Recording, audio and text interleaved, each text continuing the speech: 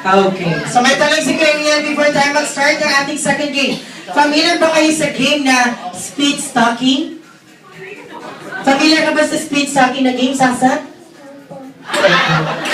Honest. O, anong ginagawa sa speed stalking na game? Ano kaya tingin mo ginagawa sa speed stalking?